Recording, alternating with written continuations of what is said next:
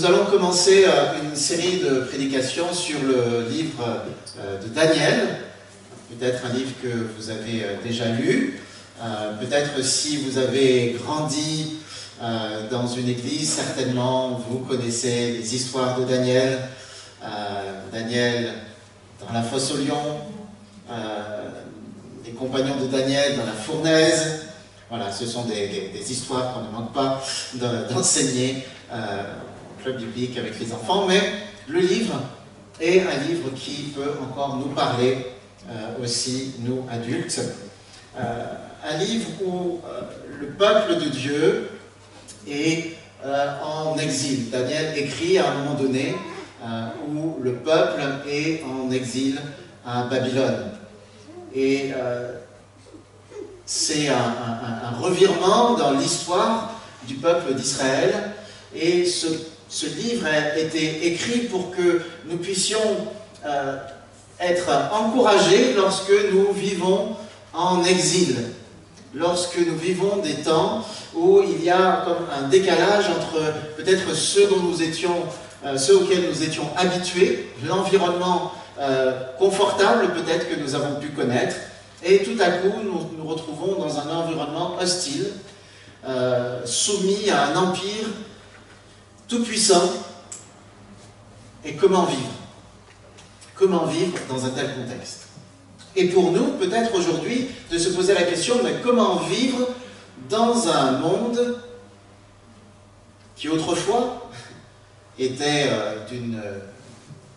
en Occident, d'une culture chrétienne, mais qui ne l'est plus aujourd'hui. Et qui va même, on pourrait dire, totalement à l'opposé. Comment peut-on être encore chrétien dans un monde qui ne l'est plus? Si Daniel et le peuple d'Israël ont vécu ce temps d'exil, nous vivons aussi une sorte d'exil. Nous vivons dans une société qui a été marquée, en Occident en tout cas, par le sécularisme, par l'athéisme, par le rejet finalement, même des éléments culturels qui avaient façonné l'Europe pendant des siècles. Et aujourd'hui, on veut rejeter cela.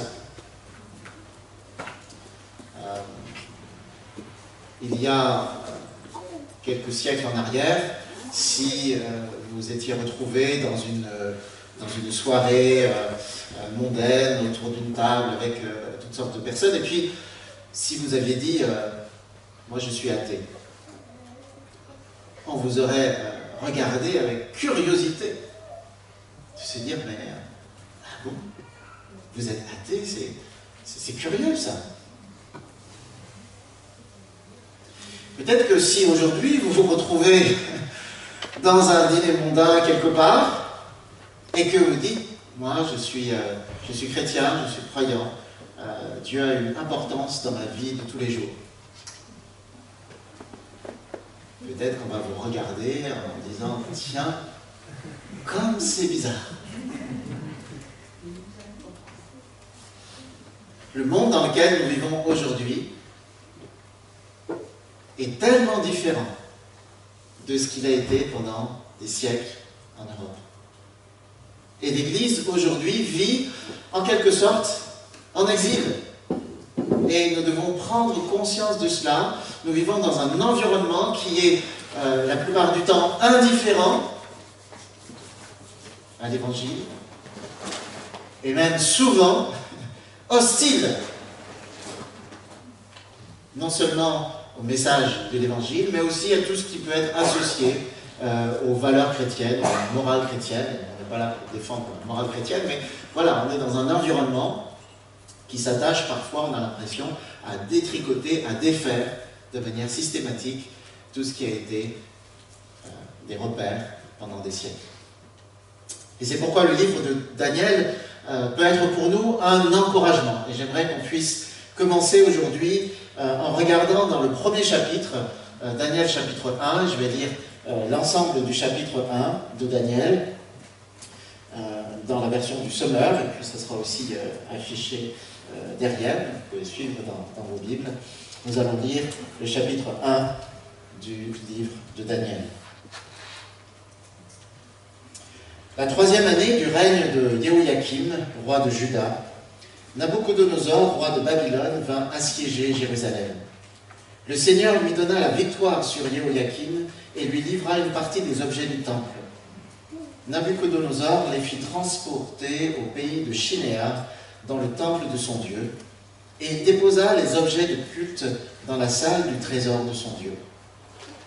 Le roi ordonna à Ashpenaz, chef de son personnel, de faire venir des Israélites de lignée royale ou de famille noble, quelques jeunes gens sans défaut physique et de belle apparence. Ils devaient être doués d'intelligence, de sagesse dans tous les domaines, posséder de grandes connaissances, être vigoureux et capables d'apprendre la science pour entrer au service du palais royal et apprendre la langue et la littérature des Chaldéens. Le roi leur prescrivit pour chaque jour une part des mets de la table royale et du vin dont il buvait lui-même. Leur formation devait durer 3 ans, après quoi ils entreraient au service personnel du roi. Parmi ceux qui furent sélectionnés dans la tribu de Juda se trouvaient Daniel, Anania, Michaël et Azaria. Le chef du personnel leur attribua de nouveaux noms. Il appela Daniel Belshazzar, Anania Shadrach, Michaël Meshach et Azaria Abednego. Daniel prit dans son cœur la résolution de ne pas se rendre impur en consommant les mets du roi et en buvant de son vin. Il supplia le chef du personnel de ne pas l'obliger à se rendre impur. Et Dieu lui accorda la faveur du chef du personnel et lui fit trouver en lui quelqu'un de compréhensif. Mais celui-ci lui dit: « Je crains mon Seigneur le roi qui a prescrit que vous devez manger et boire. Si jamais il trouvait que vous avez l'air d'être en moins bonne santé que les autres jeunes gens de votre âge, il m'en rendrait responsable et je le paierais de ma vie à cause de vous. » Alors, Daniel parla à l'intendant auquel le chef du personnel avait confié la responsabilité de prendre soin de lui, ainsi que de Anania, de Michaël et d'Azaria. Et lui proposa: « Fais donc un essai avec nous pendant 10 jours, qu'on nous serve seulement des légumes à manger et de l'eau à boire. Ensuite, tu compareras nos mines avec celles des jeunes gens qui mangent les mets du roi. Après cela, tu décideras d'agir envers nous selon ce que tu auras constaté. » L'intendant accepta la proposition et fit un essai pendant 10 jours.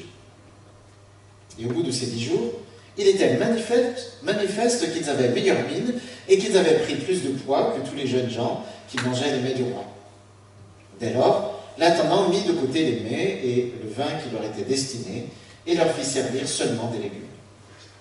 Dieu accorda à ces jeunes gens le savoir et la compréhension de toute la littérature et de la sagesse. De plus, Daniel savait interpréter toutes les visions et tous les rêves. À la fin de la période fixée par le roi, le chef du personnel introduisit les jeunes gens en présence de Nabuchodonosor. Le roi s'entretint avec eux, et de tous les jeunes gens qui lui furent présentés, il n'en trouva aucun comme Daniel, Anania, Michaël et Azaria. C'est pourquoi ils entrèrent au service personnel du roi. Chaque fois que le roi les consultait sur une question exigeant à la fois de la sagesse et du discernement, il les trouvait 10 fois supérieurs à tous les mages et magiciens de son royaume. Daniel demeura à la cour de Babylone jusqu'à la 1re année du règne du roi Cyrus.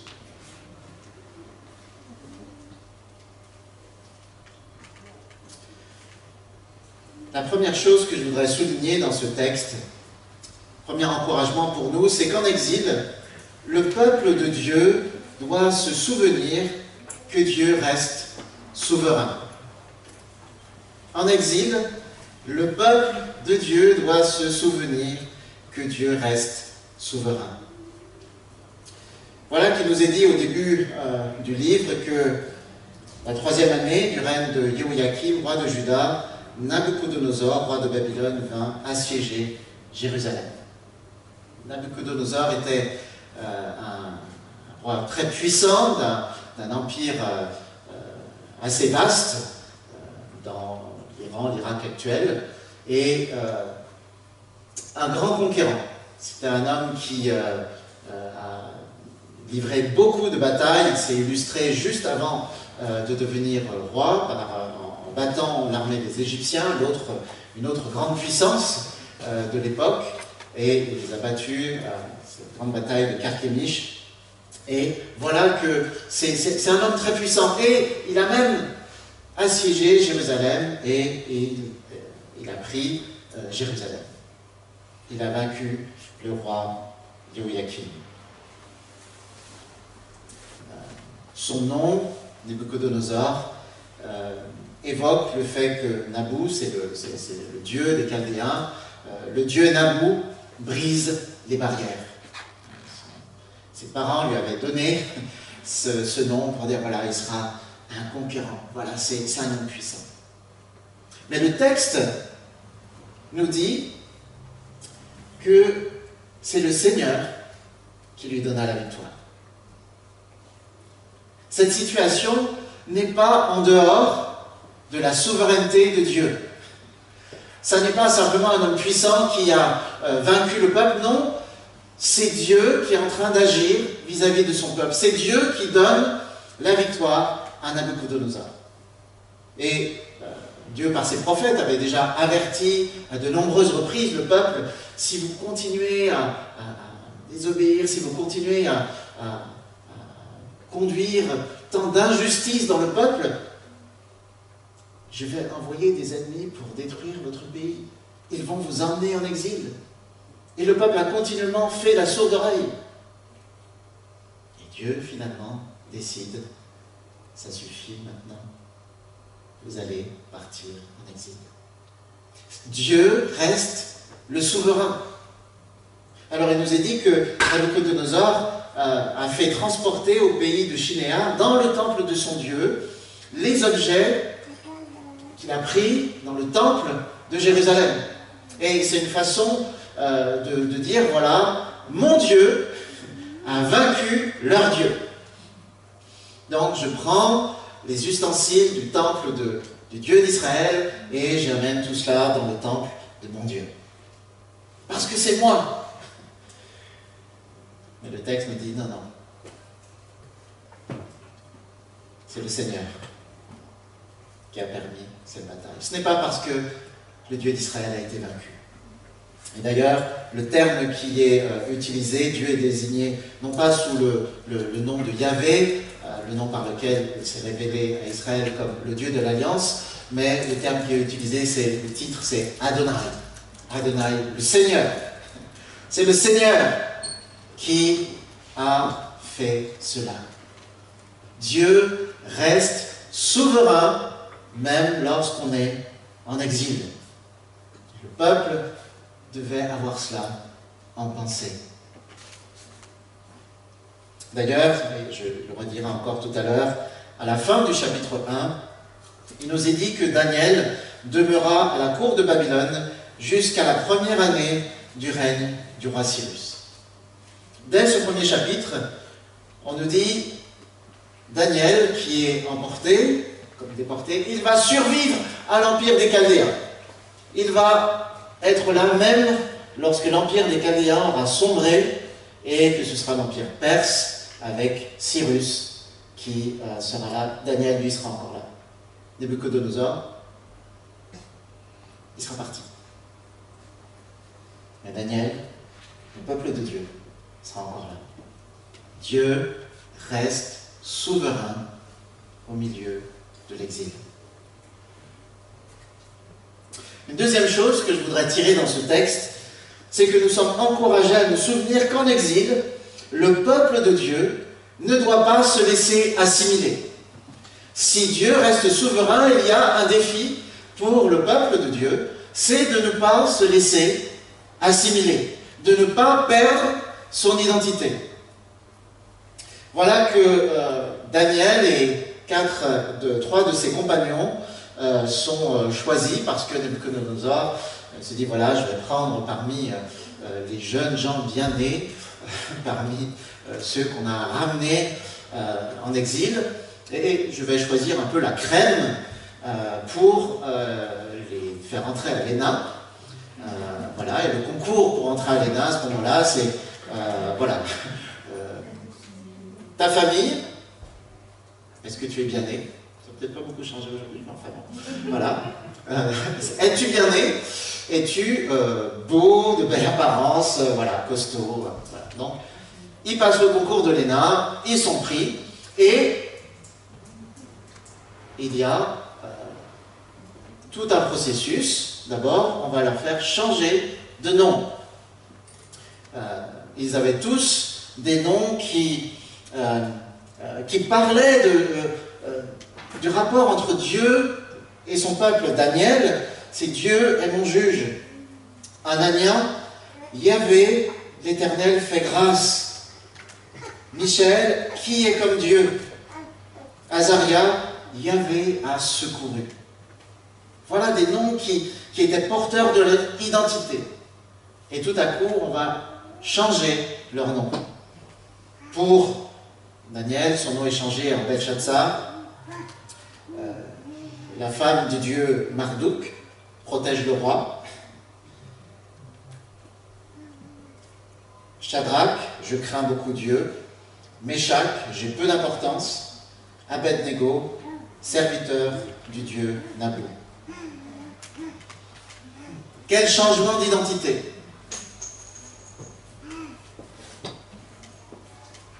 Et non seulement cela, ils vont manger et boire la même chose que le roi. On dit, voilà, désormais, leur régime, c'est mon régime. Et on va les instruire dans toute la sagesse, toute la culture des Chaldéens. Voilà, on va leur inculquer vraiment toutes les valeurs, toute la façon de penser des Chaldéens.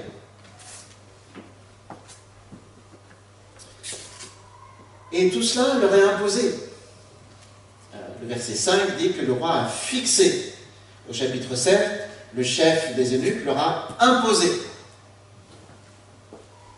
Mais pourtant, il nous est dit que Daniel résolut de ne pas se souiller.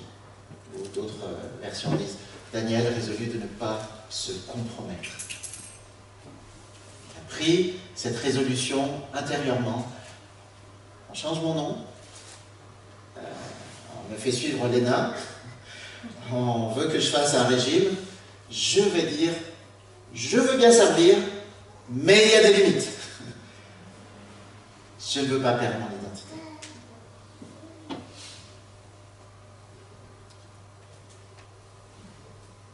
Alors on va faire un petit quiz. On va mettre 5 phrases. On va d'abord les passer et vous allez, sans répondre déjà, mais dans votre tête, vous allez penser, quoique non, on va quand même, on va faire lever la main. Voilà, pour savoir vrai ou faux. D'accord? Il y aura des phrases et puis vous allez dire si pour vous ça vous semble vrai ou si ça vous semble faux. D'accord? Alors, la première phrase.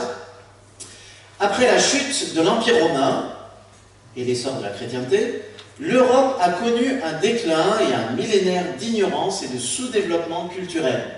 Ce Moyen-Âge, comme on l'appelle, très justement, a perduré jusqu'à la Renaissance et aux Lumières. C'est vrai ou c'est faux?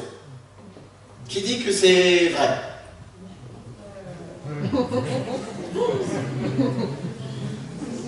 Ayez du courage, levez bien haut la main. Voilà, qui dit que c'est faux?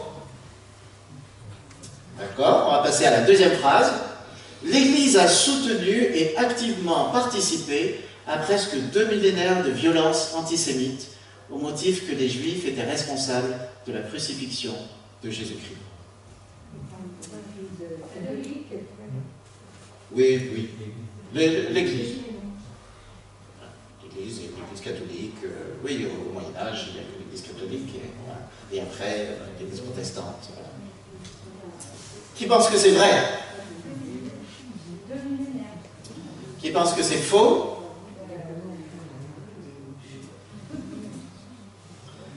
Voilà, troisième question. Initiée par les papes, Les croisades ont été des agressions militaires des Européens sur les terres de l'islam pour convertir les musulmans et conquérir Jérusalem. Le ressentiment des populations musulmanes victimes de ces guerres a persisté jusqu'à aujourd'hui. Qui pense que c'est vrai? Qui pense que c'est faux?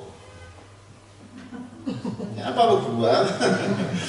Quatrièmement, l'Inquisition, notamment l'Inquisition espagnole, a torturé et exécuté, souvent de manière arbitraire, un grand nombre de personnes pour des crimes tels que sorcellerie, blasphème.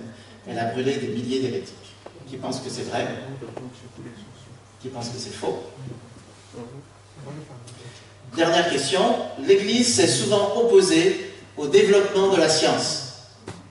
Elle a craint et persécuté des scientifiques car elle maintenait, par exemple, jusqu'à Christophe Colomb que la Terre était plate et jusqu'à Galilée que le Soleil tournait autour de la Terre. Est-ce que c'est vrai? Est-ce que c'est faux?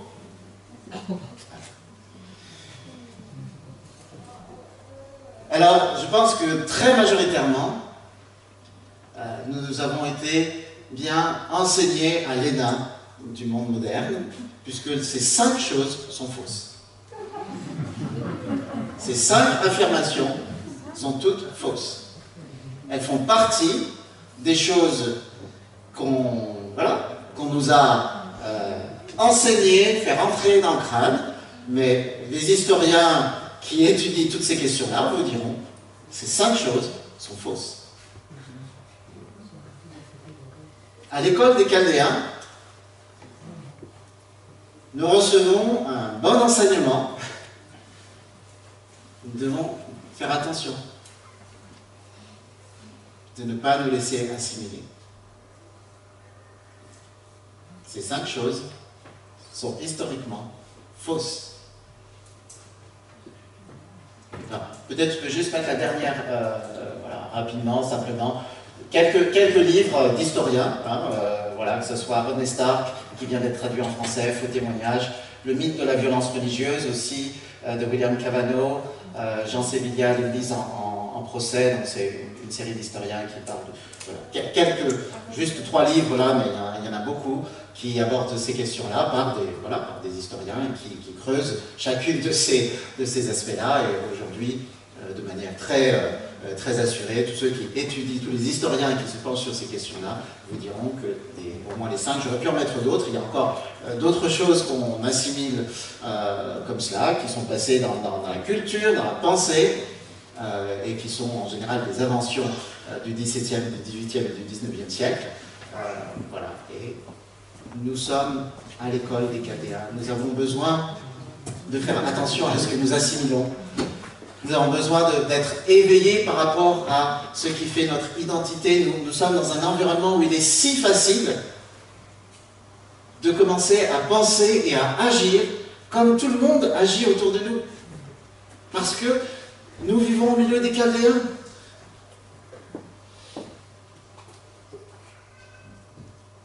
Mais Daniel nous est présenté ici comme un modèle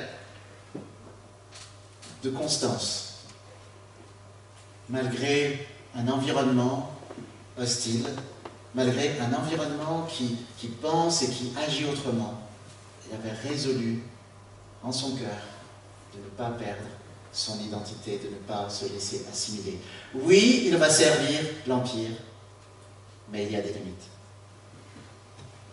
Et la question pour nous est, est-ce que nous sommes résolus, nous aussi, à plaire à Dieu pour pouvoir parfois dire ça, non.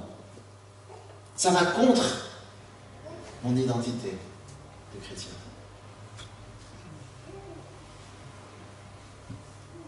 Si le sel perd sa saveur, à quoi sert-il? Et Daniel était le sel de Babylone. Dans les chapitres qui vont suivre, Daniel est essentiellement appelé par son nom hébreu. Oui, on a changé son nom, mais pourtant le texte continue à l'appeler Daniel. Au chapitre 5, un peu plus loin, où une fois il est appelé par le nouveau nom qu'on lui a donné, mais essentiellement c'est le nom de Daniel. Oui, Babylone veut changer son nom, mais on n'oublie pas, c'est Daniel. Et bien qu'ils connaissent la sagesse des Babyloniens, c'est la sagesse de Dieu qui fera la différence.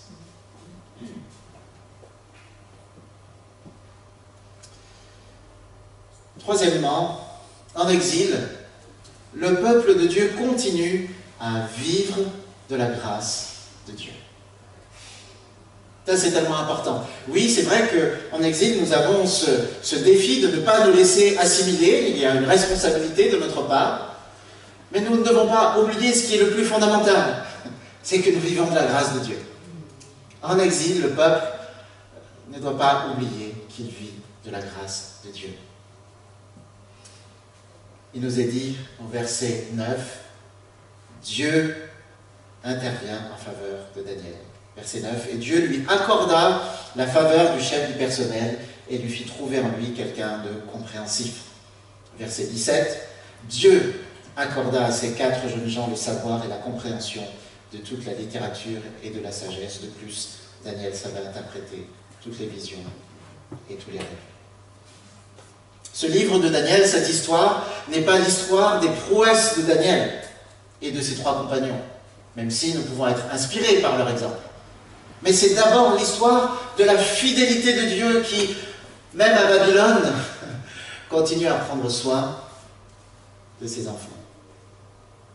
Oui, Daniel a été extirpé de Jérusalem alors qu'il est probablement un adolescent. Et il est très loin. On pourrait dire à l'autre bout du monde, parce que ce sont des milliers de kilomètres entre Jérusalem et Babylone. Je crois que c'est 3 ou 4 000 kilomètres. À l'époque, c'est un autre continent. Et pourtant, Dieu est encore là. Et dans le quotidien, Dieu permet que l'intendant qui est chargé de s'occuper d'eux, eh bien, il se dit, ok, je vais quand même essayer de faire quelque chose pour Daniel et pour ses compagnons. C'est le livre des Proverbes, chapitre 16, verset 17, qui nous dit « Quand l'Éternel approuve les voies d'un homme, il dispose favorablement à son égard même ses ennemis. » Et dans le livre du prophète Ésaïe, chapitre 26, versets 3 et 4, « À celui qui est ferme dans ses dispositions, tu assures une paix parfaite, parce qu'il se confie en toi. Placez votre confiance toujours en l'Éternel, car l'Éternel est le rocher de toute éternité. » Même en exil, nous continuons à vivre de la grâce de Dieu, parce que Dieu agit en notre faveur. Et là encore, comme je l'avais déjà souligné tout à l'heure, au verset 21, il nous est dit « Ainsi fut Daniel jusqu'à la première année du roi Cyrus. » Quand Nabuchodonosor ne sera plus là, Daniel sera encore là. Parce que Dieu va être avec lui, va le délivrer de tous les pièges qu'il y aura à travers son parcours, et on le verra dans les chapitres suivants. Daniel continue à vivre de la grâce de Dieu. Avons-nous confiance dans le Dieu de l'histoire? Nous sommes en exil, dans un monde souvent hostile à la fois, ou au moins indifférent, mais hélas, souvent hostile. Mais Dieu reste souverain, ne l'oublions pas. Nous n'avons pas à vivre dans la crainte. Oui, peut-être que nous sommes à Babylone, mais c'est quand même Dieu qui conduit l'histoire. C'est quelque chose qui est central dans le livre de Daniel, et on y reviendra beaucoup. Sommes-nous des femmes et des hommes résolus à ne pas perdre notre identité? Où nous disons oui, je peux servir l'Empire, mais il y a des limites. Et je ne vais pas me laisser assimiler. Et il y a des choses où j'oserais dire non, même si tout le monde autour de moi dit oui. Je ne vais pas me laisser définir par ce monde. Je ne vais pas me laisser laver le cerveau.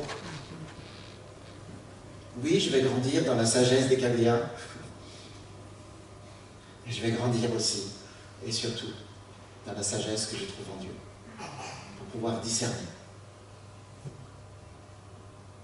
Est-ce que nous continuons à vivre chaque jour de la grâce de Dieu qui agit en faveur de ceux qui se confient en lui?